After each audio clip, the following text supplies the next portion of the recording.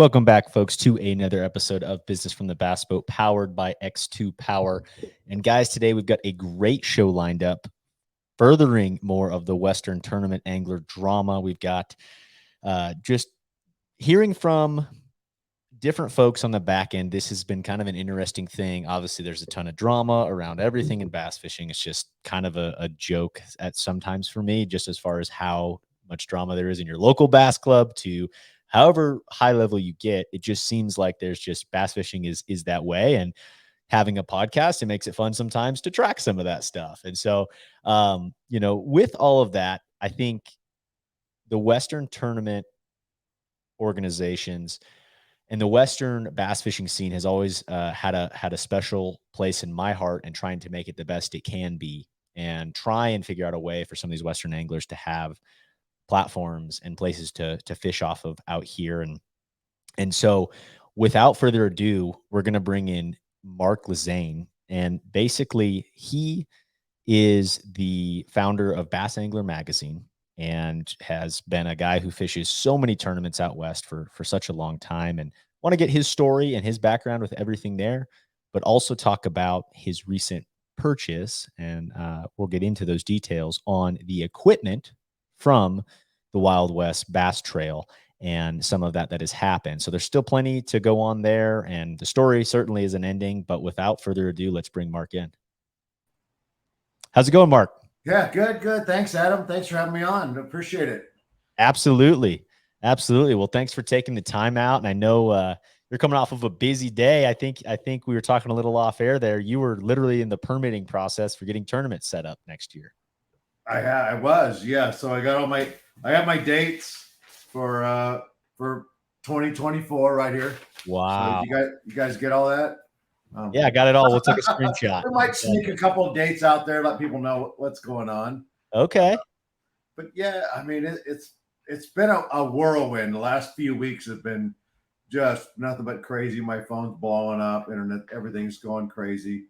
I've been working really hard to stay out of any of the negative drama. You know what? I hate negative drama on social media. I know some guys love it because they can play off of it and they get a lot of posts, a lot of likes and things on, Sure. But I really work hard to stay out of it. Anybody that knows me knows that. And I'm that guy that, if you have a problem, you want to tell me something, here's my phone number. Just give me a call. Let's talk about it. Right. I'm not going to sit behind a keyboard and bash anybody. That's just, it's just not the way I do things. I agree. No, that's something we've, especially around some of just drama in general, the Serious Angler crew, right? Where there's a couple of our different shows, and we have these meetings just on how we kind of represent ourselves. And that's something we always talk about, is like, don't want to get wrapped up in name calling and all these different things, right? Like the whole thing is to try and be as unbiased and just have the conversation, right, on different things. And but it is it's crazy to me, just everything, right? Like the social media loves drama more than anything else, and negative drama sells. It just does. And it's just unfortunate the way it is. And I like that, though. I guess a tip of the hat to you for trying to keep your head out of all that crap.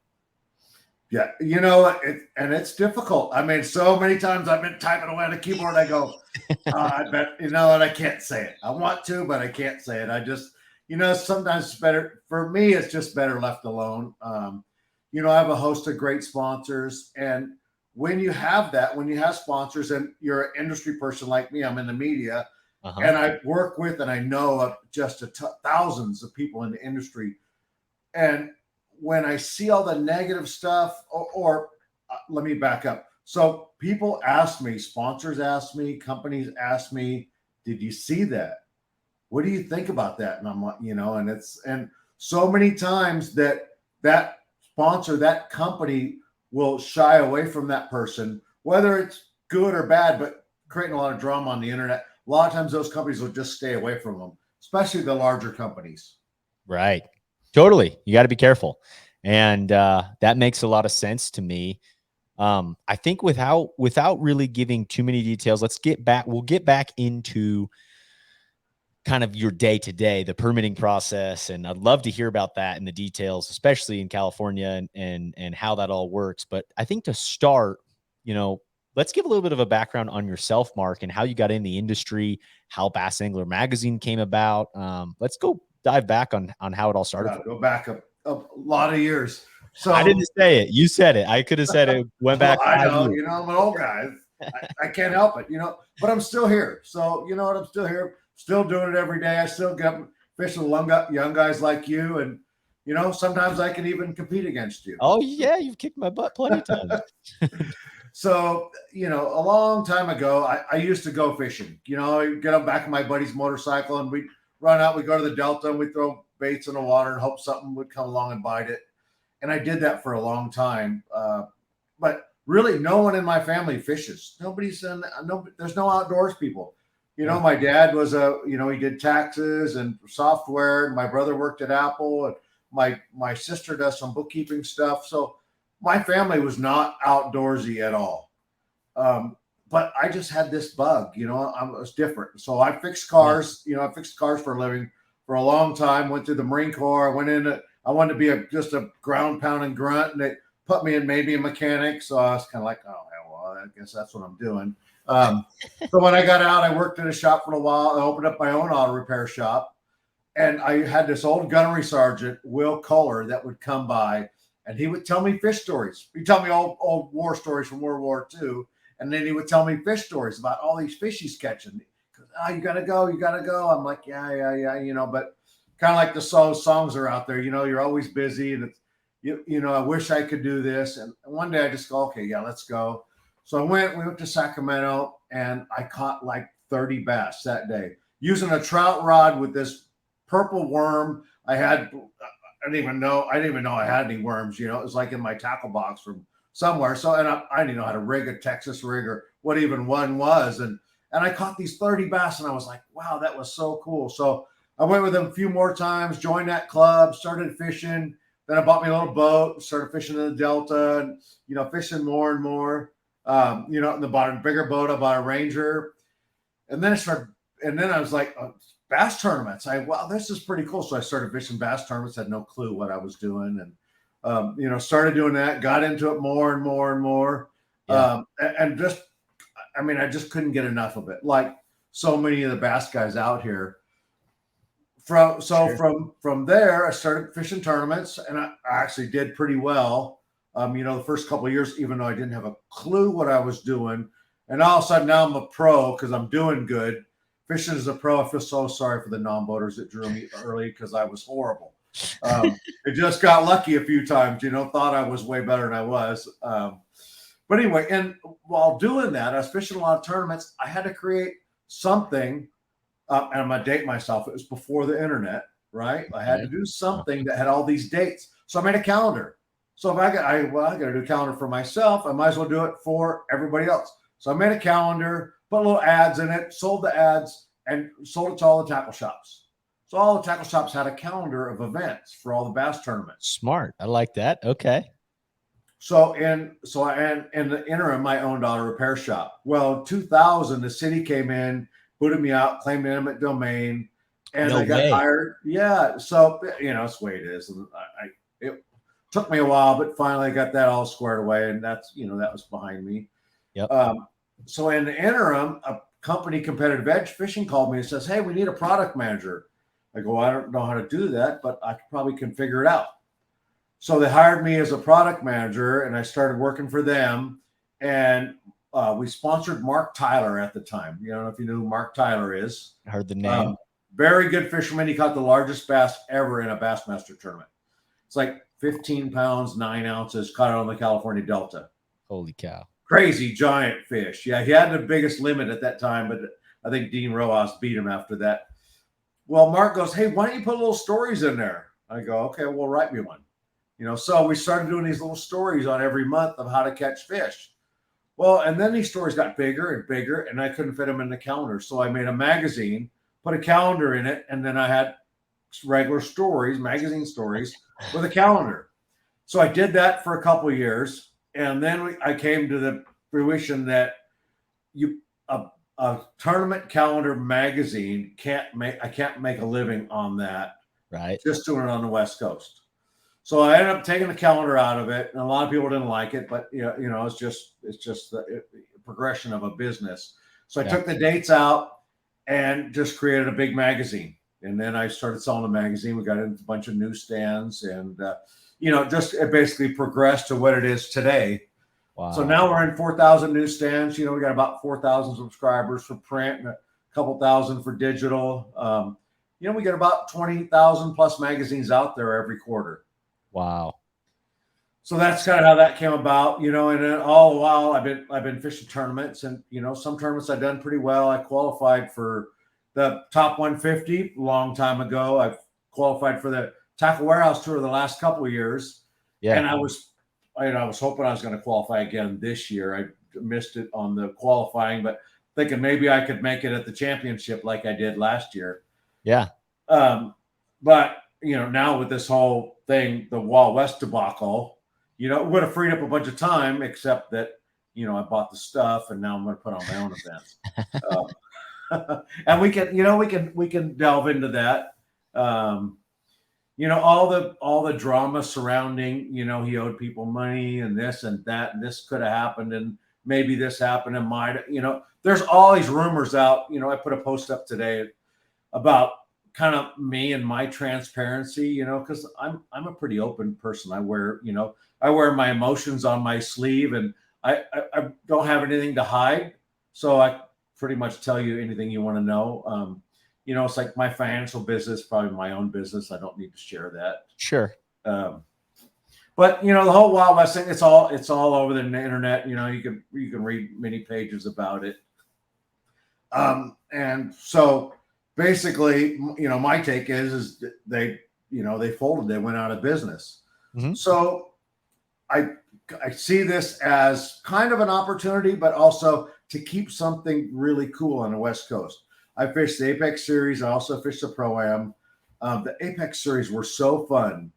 People might call it a secret society and all these other things, but really it's a pretty cool tournament. You had to qualify to get in it. And it was just a lot of fun. I think it gave us anglers exposure that we wouldn't have got otherwise. So a lot of anglers got some good sponsorships from it. It helped me with mine, helped me maybe get a little more money and some good things to happen. So I see this as like, this is going away. So I can either just sit back and go fishing and do whatever, have a good time, or I can take this and, bring it, build it up even more than what it was before. So that's basically what happened is they folded. I talked about buying their company a couple of times, and it just didn't make sense for me. I just, basically I didn't have that kind of money, and it didn't make business sense. Sure. So right. I went out and I purchased the equipment, and I didn't buy it at fire sale price. I think I paid a close to a fair market value for it. So guys can figure out whatever that is. I'm not going to divulge how much it was, because people are already saying, well, that money should go here, that money should go there. Well, no, it shouldn't. When you buy equipment or things like that, you're buying titles and things happen, and you have to exchange money to get it. And this all went through an attorney, and the money's in a trust account. So it was all done legally, and I have to make sure that when I buy something, if something happens to Jeremy, they're not going to go, hey, you have to give this back. And I'm like, no, I paid for it. So I got all of it squared away. It's all my stuff, all legal and legit. So basically, I own 2 trailers, fully loaded, fully rigged with everything to run tournaments on, and 3 live release boats. 2 boats work, and then 1 doesn't have an engine. Okay. So basically that was all the equipment purchased. And with that, I'm assuming, weigh-in baskets, all the, I guess the stuff with those trailers that you need to run a tournament. I don't have the computer, so I didn't get those. But he's going to give me the software. I have the member list. I also should get the videos that are up on their YouTube page. Me and a lot of other guys don't want to see those go away. I'm in a bunch of them, so I'm like, I don't want to see those go away. And plus, it's good content, whether it's their content or not. It's good content for me to have and to kind of build off of.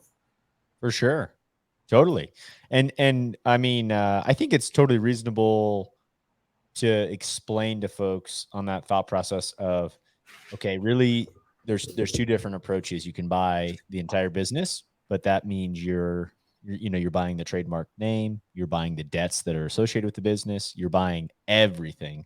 Or Right. right, the other process is, okay, let's go create our own brand and not take on necessarily all this stuff, but you're buying the equipment to build something of your own and have a springboard because of that, which I I I guess I think a lot of people don't maybe understand that difference, but it makes a lot of sense to me, I guess, is what you're saying and what you're trying to do You there. know, you might consider it like you have a used car, right? Yep. And you borrowed $500 from Bubba to fix your used car, right? Yep. I'm buying your used car. You give me the title. Uh, You know, I'm hoping you pay Bubba because that's the right thing to do, right? But you may or may not. I have no control over that. 100%. So I bought the used car, and I can drive it. I can put numbers on the side and race it in a dirt track or whatever I feel like doing with it, right? I mean, it's mine. Yeah. And the other part, I have no responsibility or no liability to the previous circuit. If Hmm. now if I bought their business, I'm gonna have to rebrand it anyway. So Right. I look at it as if I did buy it or could have bought it, it would have been a lot of headaches. No doubt. Sure. Sure. Yeah. No, I like the thought process to kind of to start clean with it from that perspective. Now with this new series, it's going to be right. I keep seeing the BAM, but the Bass Angler magazine being involved with it all. What's the ownership structure look like? Is this your tournament organization? Are there investors in this? Is this, what does that look like as of Oh, now? good question. So I own Bass Angler Inc. Right, it's Okay. my company. My brother is a small investor in it from years and years ago. He helped me out. Nice. Right. Nice. So I own all of Bass Angler Inc., which is Bass Angler Magazine is a DBA, and Sure. Bass Angler Tournament Trail will be another DBA. Okay. So I own everything outright. I have no investors. I mean, I talked to an investor when I was thinking about the business, and I could have gotten some money, but I just didn't think it was worth it. Sure. And I didn't want to, somebody give me a bunch of money. Well, I have to pay that back at some point, right? And so I didn't want to be on the hook and have all this money out there that I couldn't pay back. So Right. I thought it was better if I just do it myself. If I do it myself and something goes wrong, it's my own money, my fault, my own money, and it's gone. And shame on me for screwing up, but nobody else is going down with me, basically. Right. Right. And with the new tournament, with the new trail, I have a clean slate, right? I mean, so it would be very easy for me to just go, Wild West did this. Let me just take all of this and put it in a box, and now I'm running tournaments. It's good. I'm good, right? Hmm. But they have did a lot of things that didn't work. Obviously, because if everything worked, they would have been successful. They would have made money. They still would be here today. But obviously, some things did not work. So, Right. so I want to do things differently. Um, and really, I understand that the angler is my customer, right? If you're going to fish my tournaments, you're my customer. I have to make sure, Adam, okay, let's make sure we do this right. So you want to come and fish my circuit. Obviously, I can't make everybody happy. I mean, it doesn't matter. I could pay people to come, show up, pay them their gas, no entry fee, have them show up to the tournament, and there's still going to be people that aren't happy. You're not You wrong. know, it's just the way it is. Yeah. Yeah. So within that context, I did this survey. I'm like, you know what? I really need to do a survey. Let's see what these guys want. What do they want? What do they need? What's going to make the most of them happy? So I did a survey, sent it out there, assumed I was going to get 100, maybe 200 responses. So I'm looking at the survey right as of right now, and I have to refresh it because it keeps jumping up. I have 803 anglers chimed into the survey. I saw this survey. How can folks who are listening right now and haven't seen this, where can people go to fill out the survey? Or is it still available, or is it already done? And It's still available. It's live. I'll just let it run for a while. And I mean, the more data I get, the better, right, right? The more responses I get. And I was good and bad. I left a little spot on the bottom where you could put comments in, and there's like 600 comments. And so, and I'm going to read them all. So, I mean, I'm not going to just go, oh, yeah, not read them. I read them all. Some of them are like, no, we're not going to do that. And other ones are like, oh, that's a good idea. I didn't think about that. So 800 responses. So, I have 439 guys that fish as a pro that answered this. So wow. that's pretty powerful. Yeah. Some guys are on the page going, oh, there's only 150 anglers out there that fish pro-ams. Well, there's 439 that answered my survey.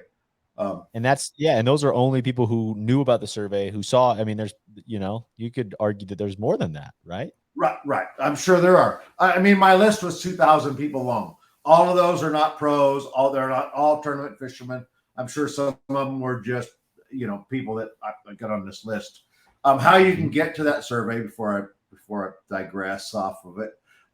You can go to the Bass Angler Magazine Facebook page. There's a link to the survey there. Okay. I'm sure it's up on Western Bass. The RB Bass guys posted it up. It's on my Mark Lassane fishing page. And it's a lot. I mean, there's like hundreds of shares for it all over. It's all kind of all over the internet, all over social media anyway. You can go to bassanglermag.com. I posted it up. I put it on a story there where you can click on it and do the survey. Sounds good. Sweet. So in this survey, what's that? Yeah, well, just in this survey, what were you asking? I mean, what are some of the questions for folks? Here's one of them. I said, what type of tournaments do you fish? Because I want to know the guys that I'm talking to, right? Team guys. Yeah. So we have 600 team guys, 400 pros, and 250 co's. Okay. So when I said, what's the most important thing to you when choosing an event to participate in, right? The organization, payback percentage, media, or a large prize such as a boat or a truck. So the payback percentage got the largest number of votes, but the second one was the organization. So I was a little bit surprised. I was like, I have some hope because I think I have a good name in the industry. I don't owe anybody a dime, and I really work hard to make sure everything I say is done and complete. So I'm hoping that they're going to see that in me and come out and fish the events. I mean, so that's honestly. So I saw that question too, looking at the survey here. I think I had a tough time thinking through what my answer would be, because I think the majority of anglers are worried about payback. I think the organization is a big factor. And I think one for me that I didn't think was, but as I'm trying to build my brand as an angler and platforms and that, the media coverage for building your own brand has been something I didn't ever think about until these last couple of years. And it's like, that is an important factor to me, thinking through things. So, yeah, I mean, I'll get not off topic, but on the media topic, right? I mean, I own a national magazine. Right. So you know what? We had 33 people said media coverage was important.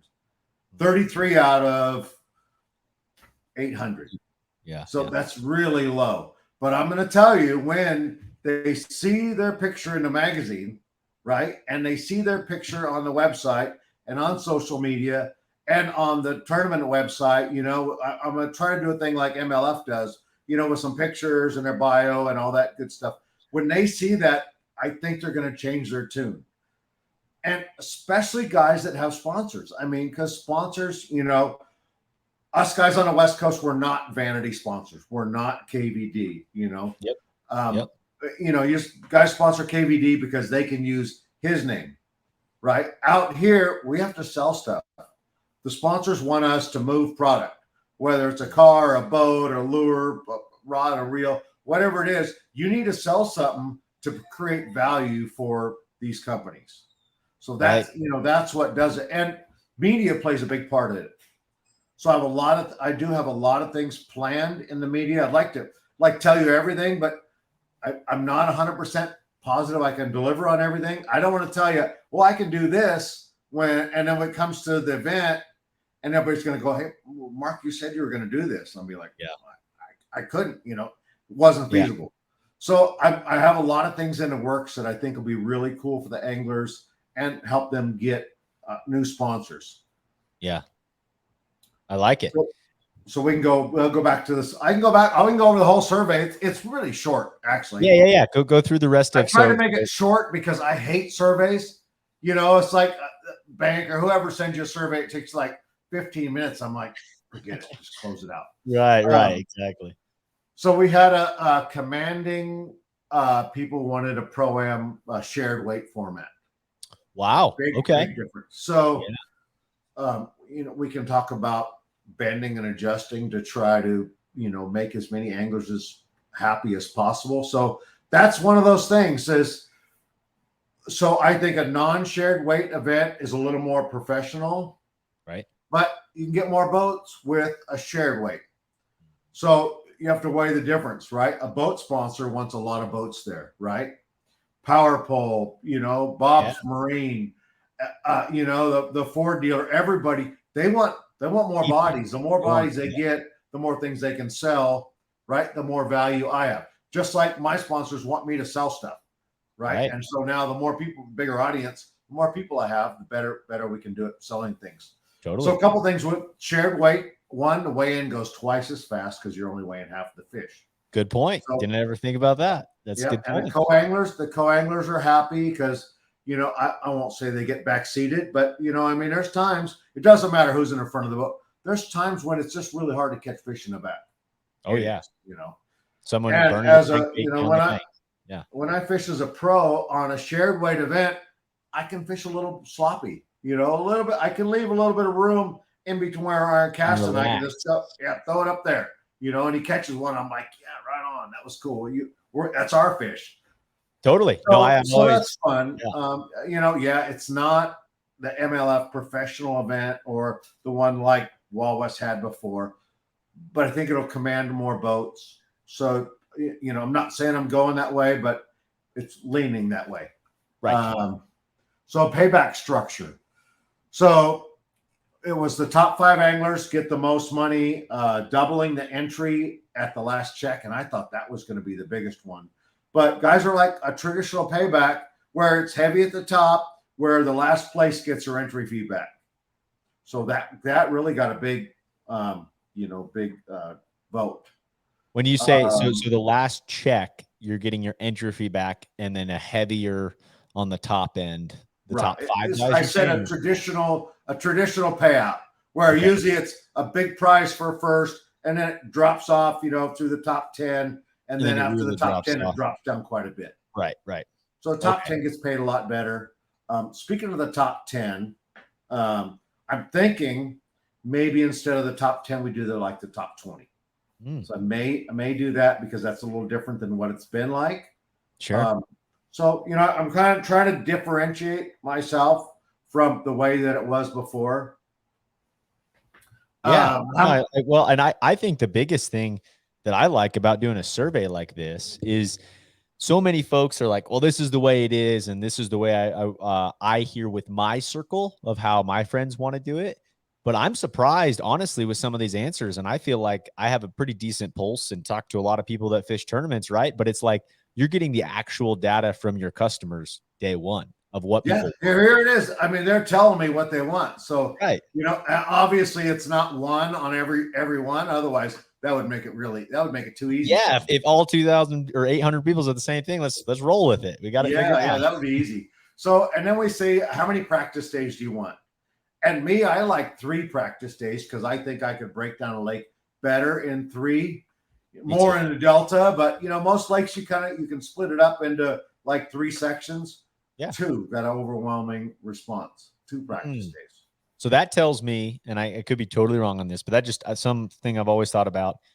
More folks just on the West Coast, angler wise, right? Probably more full-time jobs, less time to dedicate towards practicing consistently. And I think that I like a shorter practice window. I think I've never liked how in some of the opens, it was a more than a 5-day window where especially You just open and you just practice for like weeks. right, Yeah, yeah. exactly. Like, and it messes me up personally. I'm in the same boat, like a 2-3 day, maybe 4 day if I'm doing it properly, but I'm not changing things in my head because it's going to change. Like whenever you get past that window, like you really need to be focused on breaking down what could be coming rather than what's happening right now. Right, right. Got to fish into the fish. Yeah, that's a tough one a lot of times because Yeah. because you're here and now, and then you want the here and now to stay, and then it's fishing, so sometimes it doesn't. And Right. then we had off limits. So off limits is kind of a tough one. It was, I had the lowest amount was I don't want any off limits. And then the second one was off limits Monday, Tuesday. 8 to 9 day got a little bit more than that. However, now you have to think about it. So within like the Jamboree today, I'm at the Jamboree and I'm talking to ABA or Next Gen or BBT or Bass Nation or these guys, and they're like, "What are your off limits?" I'm like, "Well, why?" They go, "Well, I will give up this date and let you have this date, but I need to be there the weekend before. And if you make that off limits, I'm out. I don't got nowhere to go. So we're going to have to flip for this date." Interesting. So So yeah. So that's really cool to me that you had this. So this jamboree, is that so is this only for California lakes, or is this this just all California. Yes. okay? So all They the have a tournament Northern Cal and a organizations. Southern Cal. What's that? Okay. So they're all the tournament organizations are coming on this date to set dates for 2024. But what you're doing is you're like, okay, this weekend that like we've talked about this so many times on the show, different things of like, the Elite Series and MLF and how can stuff be structured to where guys can fish multiple things. But at least it sounds like is a fairly open conversation today on doing some of that with different organizations. Yeah. So here I'll explain the way that it works. So I Okay. figure out the dates that I want, right? I look at the dates. I have MLF dates, and I had Randy Pringle, BBT's dates, and somebody else's, right? Some of the dates I didn't have, so I didn't know. But what I did is I tried to space it out to the dates, and then I had what I thought maybe were one bass dates, and I tried to space it out to where there was enough room in between the events so they could fish. If guys want to fish my events, we don't want event, and then be all done. It's Yep. too hard, especially for a guy that's working. You can't take off a week every month to go fish an event. So I working hard to try to get these out. So what we do is I put all the events in a sheet of paper and we send it off to Fish and Game. Then they take them. So we come into the room today and there's 12 calendars on the wall. Every month, and there's a person standing by every calendar, right? That can help you make changes or do things that you need. So if your event is in black, there's no confrontation. There's no issue with somebody else being on top of you. If it's in red, then there's a conflict. So you look at it. If your event's red, you go, "Oh, I have to make an adjustment here. We have to move the lake, move the date, ask somebody else to move." So a lot of times, like ABA, we had several conflicts. And I would talk to Craig. I go, "Craig, hey, what do you think about letting me have this date?" He goes, "Well, if you let me have this date, I'll let you have that date." Sure. So I go, "Okay, I can do that. We can do that." So there's a lot of juggling around. So when the dates come out, guys are going to go, "Why are you going there on that? Why aren't you going there? Why aren't we going to the best lakes at the best time?" Well, because I'm not the only guy there, right? Right. There's Not 30 the only other game in people town. there trying to figure this thing out, So, and everybody wants to go to the best lake at the best time of year, but you just can't. You have to do the best you can. Sure. Sure. So they Holy do cow. that. So we work it all around. And if you have a conflict, and you can't resolve it, you go, oh, I'm fishing that. And the other guy goes, sorry, man, I need that date. Then they flip a coin or they have a random draw for it. How they Okay. get that out. Gotcha. So that's kind of how that works. So you wonder, well, how come one best has these dates and how come you have these dates and they have this date? Why can you go then? Well, we try, But Right. so next Right. year will probably be a little bit better because this was my first year and it was a little overwhelming. But I worked through it. I think we're good on the dates. Nice. Okay. Okay. So sorry for that. And that's part of the thing with the practice, Right. So like I said, if I cut my practice down to 2 days, now ABA that said, okay, I'm going to give you this date, Mark, but I need my tournament the weekend before. Helping him draw more boats for his tournament, and then helping me by giving me that date that I needed. Right. But you're saying if there's a 10-day off limits, then anglers couldn't fish both events. But if there's say I put on 5 days with 10 off limits, now that's 10 or 5 tournaments that cannot happen the weekend prior. I see. And even so, like Future Pro was there, Randy Pringle and an American Bass, and all of those, like Future Pro and BBT, both of them are amateur teams, which don't affect our pros, but there's a lot of AMs that maybe want to fish. Now, if I have a 10-day off limits, they can't fish. So, I like the 10-day off limits, but to be able to work with everybody, and I really feel like these other circuits are not competition. I don't look at them that way. I said, let's partner together. There's a lot of fishermen out there. If we just give them a good show and do a good job, they're going to show up and fish. Yeah. Yeah. Okay. So you're leaning. So the currently the off limits is sitting at a 5-day off Monday, Tuesday of that week.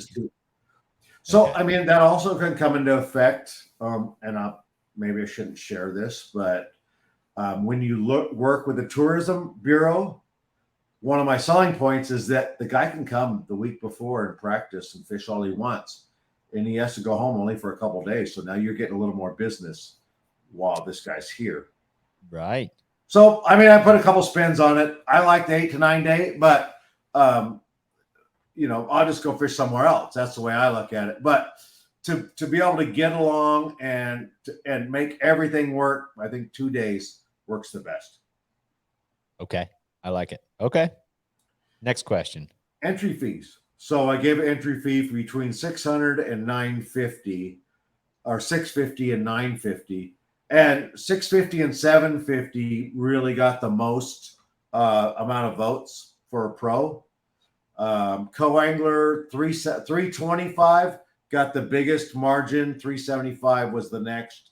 And as we went higher, the amount went lower. So I'm not exactly sure, and I'm trying to structure this so there's a good payback, but also we have a good Angler of the Year prize and we have a good end of the year championship. So my goal, and I'm hoping this is possible, is to have a no entry fee championship.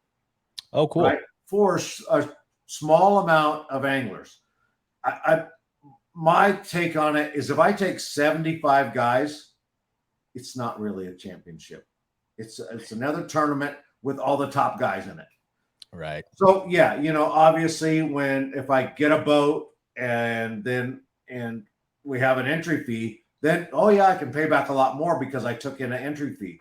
But if I don't take in an entry fee for that, I have to acquire that money somewhere. So if say I did a $650 entry fee for the event, and then I did, we do $25 for the Angler of the Year, and we do $50 or $75 for the end of the year championship. Yeah, brings it up to $750, but then we'll have a good pot for the end of the year. Right. So my thought, I don't know exactly how I'm going to do that, but that's my thought. Okay, so a 750 is the current thought process. If I did 750 and then take 100 of that, and that's getting that 100 still getting paid back. Could probably pay back, I was thinking 80, but I'm going to try to do 90. If I did 90% payback, 750, but we're taking out 100 for end of the year prizes. So that's still getting paid back, just not right now. Payback, I plan on doing that at the ramp. There may be some reasons I cannot, but my goal is I just write checks at the ramp and everybody's done. For me, I like just let's just get things done, get it out of the way, and take care of business. So paying at the ramp, then I'm done. Nobody has to run me down, Monday. Hey, when's my check coming out? What's going on? So if I just pay them there, then I don't have to worry about any of that nonsense. Right. Okay, and then that 750 again, that would be the pro side of the combined weight format. Is that what you're thinking right now? That's what I'm thinking. Yes. Okay, and then what would be the co side then, or it probably would be like 400. Okay. Say 325, and then I would split up, a co-angler of the year and the co-championship money also. Okay. How much? I mean, a lot of it depends on how many boats we get. So, I'm assuming we're going to get a lot of boats, I think, from the amount of interaction I've had and support I had. Actually, I'm driving home from the Jamboree, and I get this 661 number comes through, and a guy goes, "Hey, man, this is Kenneth. I'm from the Bass Federation." He goes, "How you doing?" I go, "I'm great." And I'm thinking, "Oh, man, this guy's going to hammer me on some post I did or, talk about some drama." And he goes, "Hey, I just want to tell you, man, thank you. I'm glad you're doing this. Me and all my friends are there coming to fishing your tournaments." I was like, "Wow, that's really cool." From where? Where did you say they were from? He was from like Bakersfield area. Okay. Awesome. Man. So I was like, man, that makes me feel good. Yeah. That's cool. That's just like, yeah, right on. Yeah. So if you're listening, Kenneth, thank you. Appreciate it. Events that people, 4 events and a championship was what people wanted. Okay. So with 4 events, it makes it a little bit easier to have a better end of the year prize also, because we have one more tournament with more money going into the pot. Sure.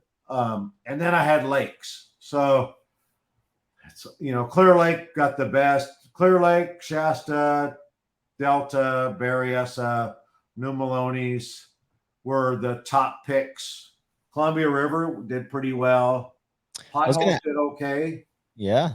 Havasu pretty low, Meade lower, and Mojave even lower. Really? Wow. Yeah, I'm kind of disappointed about Mojave because there's a casino in Mojave, and obviously these events take a lot of money to run them. Mm-hmm. So when you get a community involved, that helps defray some of the cost. So community involvement does a couple of things. One, it helps defray the cost, which is a big deal, because you got to get there, got to pay for all your guys to get there. You got to pay gas and, employee costs and all this. It adds up. And then on the second note, you can work with these communities to get local media coverage also, because they know the local coverage. They can help you get that coverage. So that's that's my forte, is getting that media coverage. Yeah, well, that's interesting to think about, and those locations are it's interesting to me. I mean, I've always thought, to some extent, and kind of just thinking through. So I'm actually about to move to Idaho, Mark. I'm moving to Boise, basically at the really soon here, within the next 2 weeks, and so. Okay. Yeah. And so I've spent some time in northern Idaho on Coeur d'Alene in that region. I haven't spent much time on the Columbia River potholes, that region yet in Washington.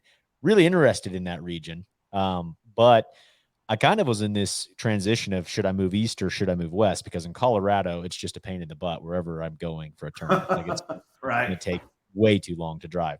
But it's interesting to think through that, because the nice thing about being further west is I'm 7-8 hours from Clear Lake, and then I'm closer to Havasu, closer to a lot of this stuff, real close to the Washington region. But thinking through it all, it's like, it's surprising to me because I really enjoy those desert lakes, Mojave and Havasu and Meade too, even if if they can still do stuff on it. But it's interesting to me that folks, it sounds like, obviously, I expected California on the lakes to be the biggest producer, especially with some of the weights that Clear Lake's been kicking out and how strong that has been fishing. Sure. But that region to me made a lot of sense, and that's where the nucleus of anglers are on the West Coast, right? Is in that region. But it is good to hear, at least from the potholes and Columbia River perspective. It's cool to hear that at least there's some interest there from guys willing to maybe go there. And then also you have the, the Washington, Idaho anglers, just to have kind of more of a trail potentially around the West. We also, I plan to have a couple events up there, one Tri-Cities and hopefully one in Arlington. That's still in the works. I haven't tried to get any permits for those yet, but we're working at that. Actually, that is my favorite tournament of the year, going up there, and saying that is that I will not be fishing my own circuit. I was I was waiting for the end for that, but I was been thinking about that the last like 10 minutes. I'm like, when is he going to say, or is he going to say if he's fishing? I want to, but it's just, I just don't think it's right. So I'll probably be fishing one bass and I'll fish MLF and, I'll be okay. I'll be okay running the tournaments, honestly, I didn't have to buy this. I didn't have to. I thought it was the right thing to do for the West Coast, and I think it'll be cool. So it actually puts a dampener on my fishing. So there's a lot of times I won't be able to go fishing. Now I'm going to be working, be cooking hot dogs or shaking hands or, weighing fish or guiding boats or launching, whatever, whatever needs to be done. And I'll be the camera boat too. And, that's awesome. So it actually kind of hinders me. So the guys are going, oh yeah, well, actually, kind of takes away a few days of fishing. Right. Well, and that's something I've always kind of seen. Like you've had through your career, from an outside perspective, you've had a great balance of being able to fish at a high level often. Right. And I think you have like a saying like F it Fridays or something where you fish on Fridays. And so it's like, this is all great and dandy, but man, you're about to get back right into the working side of things from one perspective. No doubt about it. Yeah, yesterday I was at Trinity. The day before I was at Shasta. So now I do the Jamboree. Tomorrow I'm going to the Delta.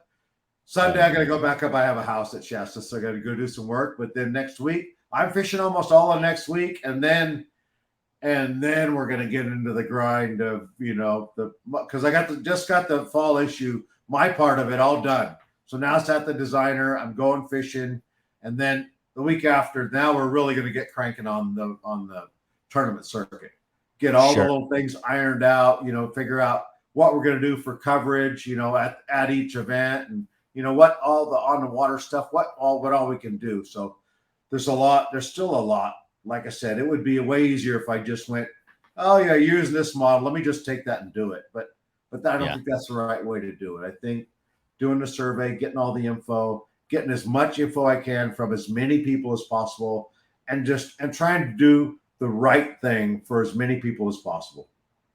Yeah. I like that. I like that approach. And as far as sponsors of these events or of the tournament series, have you been able to put a bug in the ear of any of your current sponsors with the magazine, with yourself personally? Is that going to be somewhat of a crossover from that perspective, or what's that process look like for you? It will be. So we just got back from ICAST. And if you were with me at ICAST, you would you wear your shoes out, because I'll walk from one end of the show. I have appointments there every half hour through the entire show, and it's always that way. But this year was a little bit different, because I kind of leaked it out about this tournament thing, and it was all the buzz at ICAST. Every time I come up, somebody would go, "Hey, I heard you doing that, man! Congratulations, that's great." And there was a number of, I have I'm going to say 5. We're just like, "Hey, I just need you to send me a contract. We're going to do something." I'm like, wow. All right. I go, hold on. Because I paid for the equipment Tuesday at ICAST. So Wednesday, I went on, did the ICAST Cup, got off, went to the bank and got that taken care of. Then I went back out, did new product showcase, went to a party, then got to bed late, and then got up and did ICAST the next day. But there was a lot of people that were really, really excited. And I just told them, I said, I got this stuff yesterday. There's a lot I don't know, but I've been planning it, but it's not a go until you have equipment, right? So there was a couple things that had to happen. I had to get the equipment, right? I had the commitment and all that, letters and all that, but I have to pay for it and get the titles. So Now we have that, and now the next part is we have to have dates because I got the stuff. Now we have to have a place to use it. So now I have the stuff and I got a place to use it. Now we just have to figure out all the little infrastructure pieces. And I have to figure out how to run tournaments from the backside. I know the front side really well. I know it really well. I go out and fish and come back, put my fish on the scale, weigh them. They go, oh yeah, 12 pounds, 5 ounces. All right, thanks. See you later. But what happens behind there, I don't know. I've never done that. Right. Yeah. So we're probably gonna have a practice tournament here, maybe too. To check it Nice. out. That's A little fun. Maybe some fun deals. I'll put a little bit of money in the pot so guys could, got something to show up for. I think that'll be fun. I like it. I like that. I like that thought process. And it's good to hear that there's some backing there. Now, as far as staff goes, I mean, you're talking about moving trailers and release boats around, obviously weighmaster, tournament director, all these different roles. What does that look like right now, or what stage are you in with that? Yeah, good question. So, as you do this, you got to figure all these things out. So, I'm going to work with Paul Hodges, who was a tournament director for Wild West. Okay. So, and I don't think there's anybody that doesn't like Paul. He's just a big, likable guy, and he does a good job. He spent hours and hours and hours with me on the phone explaining all these things without me paying him a dime. Yeah. Right? I haven't paid him anything. He doesn't get paid for this. He's just wants to help. He goes, yeah, I want to help you, And obviously, he comes out here. I got to fly him out here, and I'll pay him to do it. That I don't expect him to do it for free. Right. But he's a big help. And then I talked to him about. He said he has a girl that can help run the software behind the curtain. To enter the weights and do all that stuff. I'm still working on the right software program for that. So that's in the works. But there's a couple of pretty cool ones out there I'm working on. And then a lot of it, I'll probably get somebody to help me bump the fish. There's a few guys around, Steve Meduno, and I can do that too. Or there's a bunch of guys, and then we can get some kids to help carry the fish and from one place to another.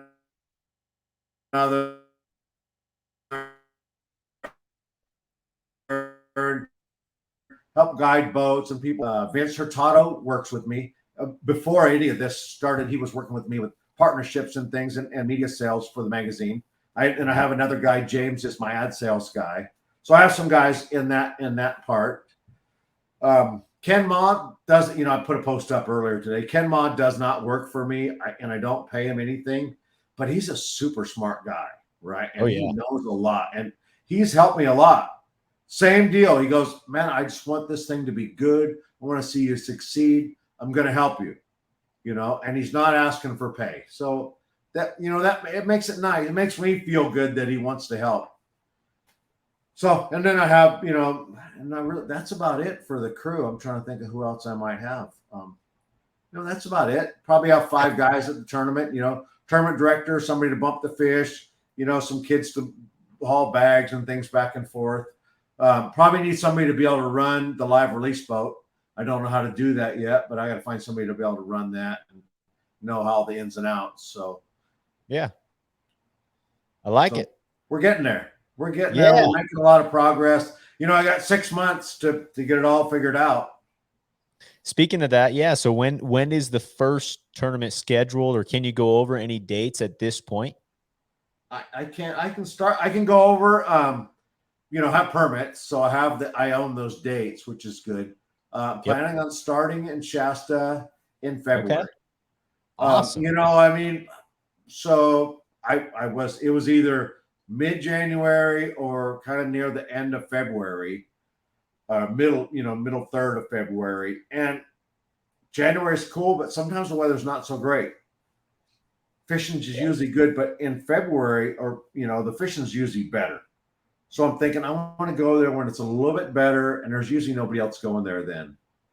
So I'm going to go there, and then I think I have Berryessa and Maloney's on the schedule. I haven't decided exactly which one, so we'll see who's after that. Let's see. We have Shasta.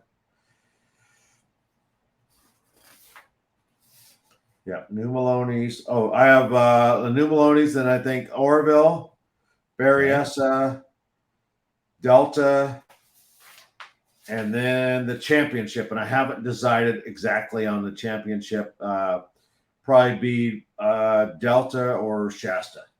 Okay. One of those two. Or I mean Clear Lake or Shasta. Okay. Gotcha. And that would be a fall championship or when's That would be a championship? fall championship. Yep. You know, Okay. it's hard. If there was no other tournament circuits around, you know, I could space all the dates out perfectly where nobody'd have a problem. But, you know, I'm not the only game in town. So I have to be cognizant of everybody else and do the best I can to work around them. You know, some of the other dates are a little bit close. But, you know, like I said, I did the best I could to get the best dates I can and to be compromising as much as possible to all the other circuits. For sure. Awesome. Well, great, man. I think this is it's great to hear your perspective and wish you absolutely the most luck. And if there's anything we can do on our end to help in any way, I think that it's important. Like you said, your options were to basically just let this thing die or try and make something out of it for bettering the sport and West Coast anglers. And so I commend you on certainly doing that. And I'm really excited to watch everything happen in 2024 and look at the schedule and see if it lines up with my own stuff too to come fish it. Yeah, hope to see you out there. So that'd be great. Absolutely. Yeah. All right. Well, Mark, we kind of end the show always with the same question for folks. What are actually, let's say this. So your biggest, this is going to be great because you're a West Coast guy, so there'll be some big ones. Your biggest largemouth, smallmouth, spotted bass, where you were when you caught them, and what you caught them on. Biggest largemouth was 13 pounds. I was guiding a guy and a lady, and I'm telling them, okay, fish over here. All the fish are right along here, and I'm throwing a 6-inch Senko, and I'm just fishing because I need something to do, right? Right. And I throw it out way over here, and then my line goes tick, and I go, hey man, I just got a bite. The guy goes, well, set the hook. I go, oh, okay, and it's that 13-pounder, and the guy grabbed it. They were so excited. They were more excited than I was, I think, but that was pretty cool. Where was that at? The Delta. Oh wow, 13-pounder. Just There's a few of them out there. Seals eat most of them, but you know, there's a few left, I'm sure. Yeah, I did catch I saw one. I saw one in the MLF Toyota Series this year that I looked at on day 3 of the tournament. That was definitely a teener on a bed. I caught one like almost 8 pounds, I think, day 2. Yeah. Luckily, I didn't catch it on day 3 because I got big fish for day 2, and I caught a big one in the MLF before that, which is right. That's right. 10, before that. Yeah. Holy cow, man! So that was fun. So biggest spotted bass was a 6.5 pounder. Caught it on a jerkbait at Lake Berryessa in the wintertime. Oh my gosh! It was one of those days, super tough fishing day, and I couldn't figure out how to catch them, and I would throw the jerkbait out. I was throwing like this blue and kind of a blue and silver Duo Realis jerkbait. Yeah. And I would throw it down, and I'd jerk, and I'd just let it sit there for like 30 seconds or a minute. Tick, hit it, and I caught this big old spotted bass. Holy cow.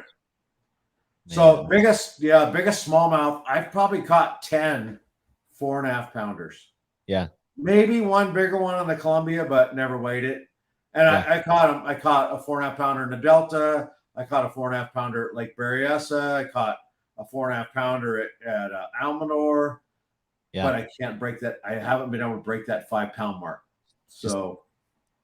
Yeah, you obviously know they're in the Columbia and there. And if you go a little bit further east and you go into Idaho, there's plenty of them. Plenty of them. I heard there's a lot. Right. Yeah.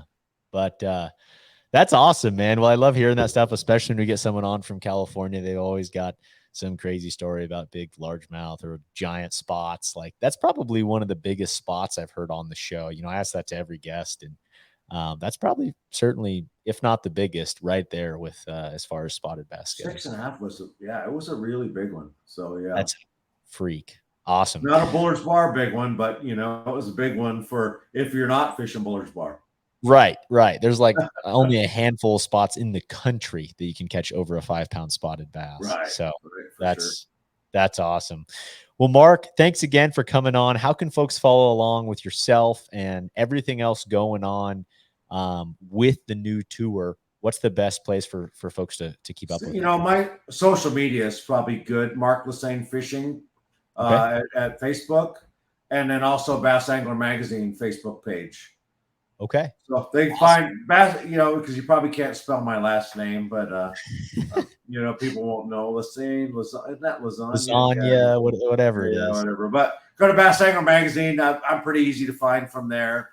You know, I got a pretty good following, so we got 90-something thousand on Bass Angler Facebook page. So I put a lot of stuff up there. We'll be putting a lot more as moving forward. So a lot of good information will come out. You know, guys find out about the circuit, all the dates, all the formats, all that stuff is going to come out soon. We're working on a website, probably be, you know, the bamtour.com.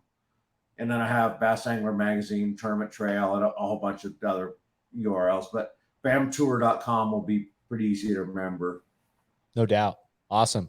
Well, we'll definitely provide those links at the bottom of all our episodes, both on YouTube and MP3 for folks to follow along with. And man, have a great weekend. Enjoy your last week here of a bunch of fishing, and then get to it. Get grinding on getting things rolling. Right. Okay, thanks, man. I appreciate it. Thanks for having me on. Absolutely. We'll see you later. All right.